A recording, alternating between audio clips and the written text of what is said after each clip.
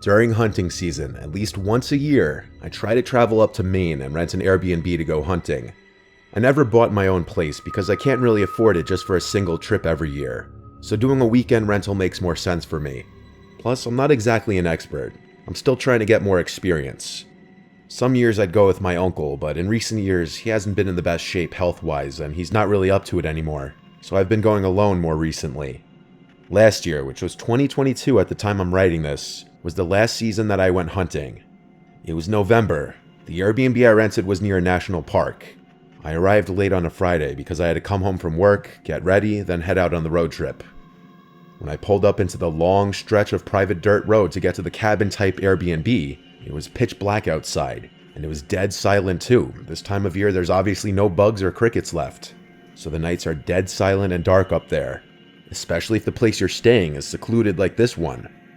I pulled up as close as I could to the cabin, and the owner told me the key would be hidden under the mat. Sure enough, it was there. I brought my 2 bags inside the cabin and unpacked my things onto the bed in the 1 bedroom.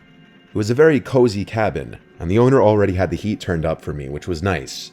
Maine gets pretty cold up there in November. There was cable and Wi-Fi in this Airbnb, so I set an alarm to get an early start at dawn, which in my opinion is the best time to find deer or even moose if you're lucky. The next morning, I was up as soon as my alarm went off, and I was out in the woods in less than half an hour. Since this was foreign territory to me, I posted up behind a blowdown I found, some knocked over trees. Usually this would now be a waiting game, but I heard a man's voice call from behind me. I had a mini heart attack and turned around to see some man with gray hair, but who looked like he was only 50. He was approaching me slowly. He said slowly in a very angry sounding voice, "What the hell are you doing here?" I responded, "Excuse me?" He said, "Hunting is restricted here." I actually was unaware of this, and when I explained this to him, he said, "I watched you ride up here. You best leave the way you came." This scared me. I said, "What do you mean you watched me ride up here?" He told me he always sees people riding up to that cabin, always out of town folk who come up here for the wrong reasons. I apologized to him and told him I'd leave. I grabbed my things and started walking back the way I came, and when I looked behind me, the man was gone, out of sight. I walked back to the cabin, then took my car and drove to a different park that according to some website allowed hunting. I posted up there and had a failure of the first half of the day. Around midday, I went back to the cabin to just regroup and have a meal. But when I got back to the cabin, I found that the door was unlocked. I could have sworn I locked it before. When I got inside, I was almost positive certain things had been moved around and the zipper to my bag was unzipped. I couldn't remember if I left it zipped up or not, but it was typical for me to always keep my bag zipped up. I just checked every room quick before settling down. I was way too hungry to just prepare a light meal, so I drove to the little village nearby and picked up some Chinese takeout. Then I drove right back to the cabin. I was planning on heading back out to the park at dusk. When I got back to the cabin, I just ate my food and went straight to take a nap. After my nap, I headed back out to the park. I spent about an hour walking maybe a quarter mile very slowly, and I wasn't finding anything. My uncle always told me you could find a deer or moose in 10 minutes or 10 days. It just depends on how many are present and being in the right place at the right time. Sadly, luck was not on my side this day, and so when it was starting to get dark, I packed up and started heading back to my truck. It was just a short drive back to the cabin. I cooked the pasta and meatballs I brought with me for dinner as I had the TV on in the background. Then I laid down on the little love seat couch as I ate and watched some old black and white movie. While sitting there, I thought back to earlier, how the door was unlocked and things appeared to have been moved. Only I didn't notice anything missing. I wondered if it was just in my head or not. Not long after this, I brushed my teeth and shifted to the bedroom where I began to watch another movie in there, planning on falling asleep to it. I was starting to drift into that half-sleep state, where what was going on in the movie was actually starting to blend into this half-awake dream I was kind of having, until I heard the distinct sound of a door clicking open that snapped me out of my half-sleep. I groggily looked up and noticed the closet door in the room was now cracked open. This immediately woke me up completely. Now, the door being unlocked and belongings potentially being moved did not seem like a coincidence. I waited a moment, then got out of bed, went to my hunting pack, and grabbed my CZ75. I went back to the bedroom, turned on the light, and pointed my gun at the closet door. I yelled, "Come out now or I'll shoot." A big part of me still didn't believe there could actually be a person in there, and I thought that I was just being overly cautious. But when the door actually pushed open, I was in pure shock. That older man from earlier in the day stepped out, and his unhappy-looking face switched to a gross smile, missing a front tooth. He said, "You got me." I said don't move as I went to grab my cell phone and call 911. Thank God I had service here. The sheriff's department was on their way, and I let them know I was armed and had the intruder at gunpoint. It was an excruciatingly long wait before the sheriff's deputies arrived. During that time, the man was telling me how he's sick of people like me having no respect for the parks up here. I had no idea what he meant, but I wasn't entertaining him. I kept telling him to shut up. When deputies got there, it was an obvious arrest for breaking and entering and possibly robbery, though I don't think he ever actually stole anything from me. The man claimed the door was simply unlocked, though I don't know if that was true or if he had somehow picked the lock or even climbed through a window. The Airbnb host said that there were no other hidden keys and that I definitely left the door unlocked. He seemed more concerned about whether anything of his was stolen and putting blame on me as opposed to asking me if I was okay and apologizing for the experience. He said he had no idea who the man could have been, even after getting his name. I still don't think I left the door unlocked, but thank God I was on a hunting trip and had my firearms with me to quickly neutralize the threat.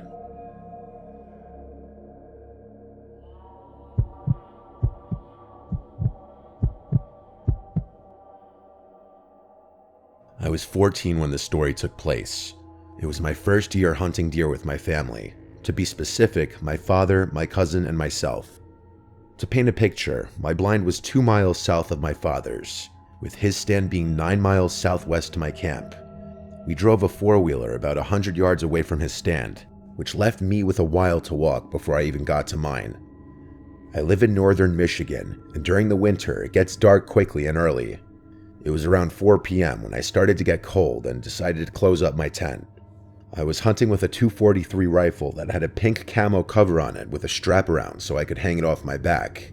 I closed up my blind zippers and put my garbage away in a bucket I had. As I was throwing away my trash, I heard a couple leaves crumble, so I immediately turned my head up to see if it was a deer. After about a minute, I brushed it off as a squirrel or a bird. Disappointed, I closed my blind and headed to my father's. As I was taking my first steps out of my blind, I could see a fresh pathway brush through the leaves. It was a wide path, not from a small animal or even a deer. I immediately started thinking a bear or a wolf, so I started speed walking to where my dad was. I started to panic as it started to get even darker and I was still roughly a mile away. I was just walking as I was stopped in my tracks by one of the most haunting and horrifying noises I'd ever heard. The best way to describe it was a bear/man that was being murdered. It sounded roughly 150 yards back as I started to run. Running with boots and thick hunting gear was hard with 20 pounds on my back, but fear pushed me through and I didn't stop. Around 25 seconds later, I was still running when I heard it again. This time it was louder and closer. At this point, it was completely dark out, with the moon being the only source of light. I turned around with my headlight, and what I saw is still the most terrifying thing I've ever seen. Around 50 yards away, I saw a black figure in the dark, illuminated by the moonlight behind it. It was around 10 feet tall and skinny. Without thinking twice, I started running while trying to get my gun off my back. I didn't know where I was running, but I just ran. I ended up on a road that I recognized as Rabbit Road, the road that connects my camp with the entrance to the hunting area. I ran on the road until I got to my camp. By the time I got into sight of my cabin, I turned around again and saw it again, this time further away. It was still standing up, and I can only describe it as a tall, black, skinny figure. It had long arms and long legs. As I got on my cabin steps, I threw up from exhaustion and continued to vomit for about a minute as I later then passed out. I woke up to the sound of my dad's four-wheeler turning into the cabin driveway. I started crying as I ran up to him, hugging him. I quickly told him the story of what happened and how I ran back without stopping. He didn't believe me at first, but as we got settled inside, his face started to change as he saw the desperation in my eyes. I didn't sleep that night, or for weeks after. People have told me it was most likely a bear or I was just seeing things, but I know what I saw. I'm older now, and I only hunt with someone with me. I also hunt with a bigger gun because it gives me reassurance that I could shoot something larger. As I'm writing this was the most scary experience of my life.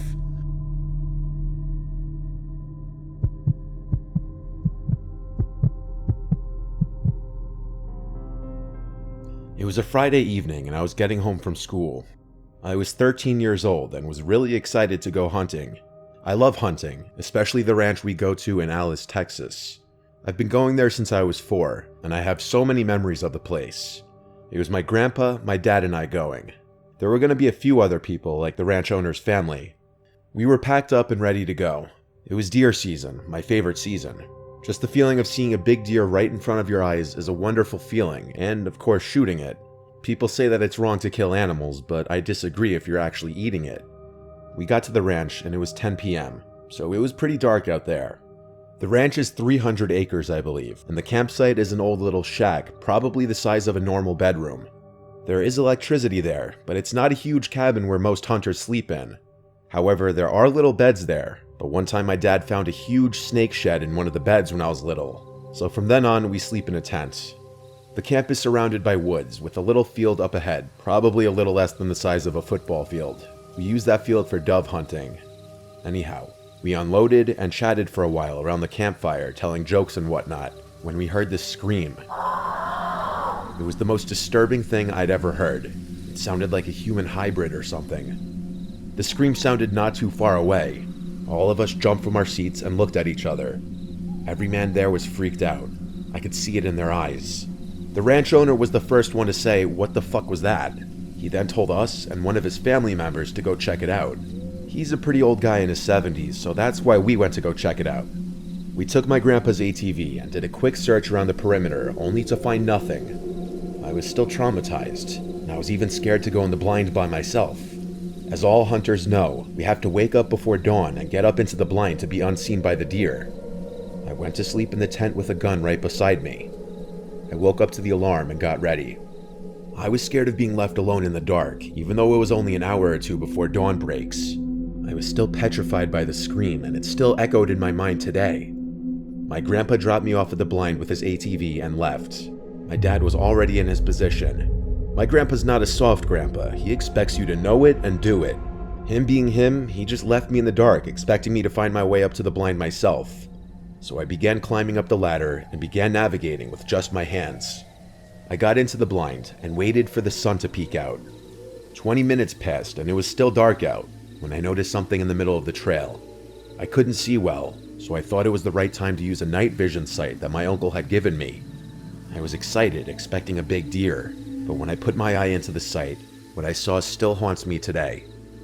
I don't care if you believe me or not, but I was expecting a deer, only to find a person walking towards the woods. It was distorted looking, but had the same outline of a person.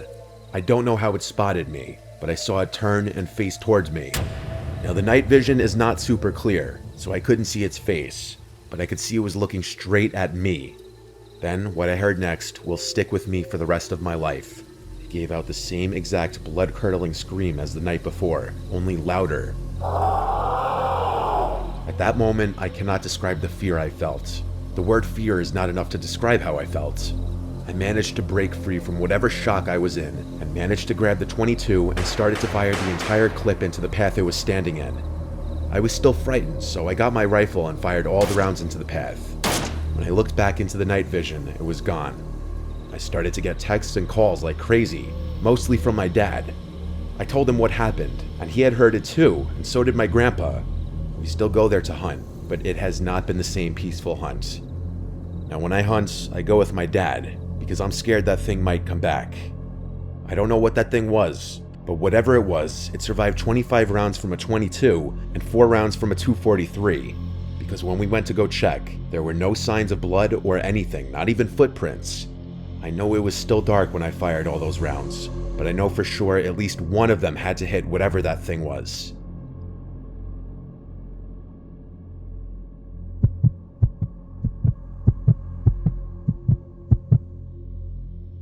It was the fall of 1986. I was 23 years old. I'd never really been scared in the woods before, honestly. I always felt like the wilderness was my safe place, somewhere I could go and relax and get away from the stresses of life. I've never seen a Bigfoot or skinwalker or any kind of boogeyman in the woods. As a lineman for a small town in West Kentucky, I have seen crazy. Being a small muni, we all had to wear a lot of hats, including utility disconnects. It wasn't fun, but it was part of the job, and there was a lot of crazy, but never in the woods. My only real hobbies were hunting and fishing. Back then, it was easy to find a really good place to hunt just by stopping and asking the landowner for permission. Most were eager to have the deer population thinned out, as they were really destructive, eating young soybean crops. And this was coal country, and back in the 50s there was a lot of strip mining that left a lot of land unusable for building and farming, so much of it was open for hunting. It was October 1986. Daylight savings time hadn't happened yet, and it was still daylight till just after 7 p.m. I left work at 4 and ran home to change into my camo. It was bow season in Kentucky, my favorite season. I was gonna hunt in an area that was special to me. It was in an area we'll call Coon Ridge. This was a very remote area with broken farmland and wooded areas. After parking, I decided not to unload my three-wheeler and just walk the 3/4 of a mile to where I was going to hunt. I was using a Summit climbing stand, so I had to carry my stand and my bow, as well as my fanny pack with my knife and flashlight. I had to walk halfway around the cornfield. The corn had not been cut yet, so I stayed in the lane left by the farmers so that they could get their equipment to the upper end of the field. The field was rectangular, and the upper end was a much higher elevation than the bottom, where I had to cross a creek with shin-deep water to enter the field. At the top of the field, the right-hand corner was where I was going to enter the woods. It was the highest point of the field. I had to pick my way through a thick blackberry thicket, but managed to find a game trail that led me through, and it finally opened into a hillside with large trees. After finding a tree suitable for my climbing stand, getting set up, and a little climb, I was ready to hunt. I love to watch nature. The deer hunting was just an excuse to be in the woods. As a lineman, I had no fear of climbing high, so I would get as high as I could. This time I was up around 20 feet before the canopy started blocking my view. It was around 5:30 when I was settled in my stand and had an arrow nocked. I regularly stayed in my permanent stands late as not to spook deer close by. I had added reflective tape along the trail to mark the way out. This made it easier to find my permanent stands at night. But this day, I was in my climbing stand in an area I hadn't been in at night. I was about to start down when I heard something walking, so I waited. It sounded like a deer in the thicket, but I never really could get a look at it.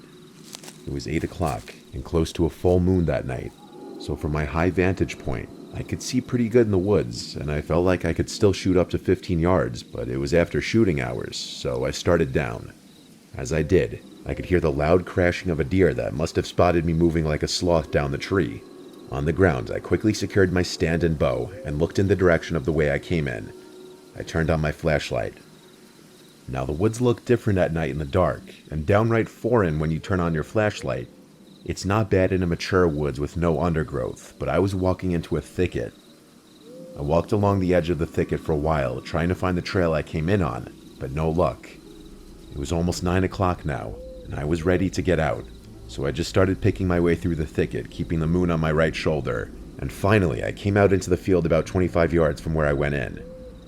As I stood there picking the thorns out of my hands and legs, thinking this adventure was over, I surveyed the lane around the field, and in the light of the pale moon, I saw it.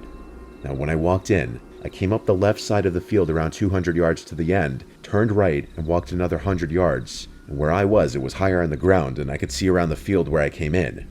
When I walked in, there was nothing in the trail. I hadn't heard any equipment or ATVs, so I was shocked to see something in the trail, and no small something either. It looked 6 feet wide and 6 feet tall, just standing there about halfway up the field trail.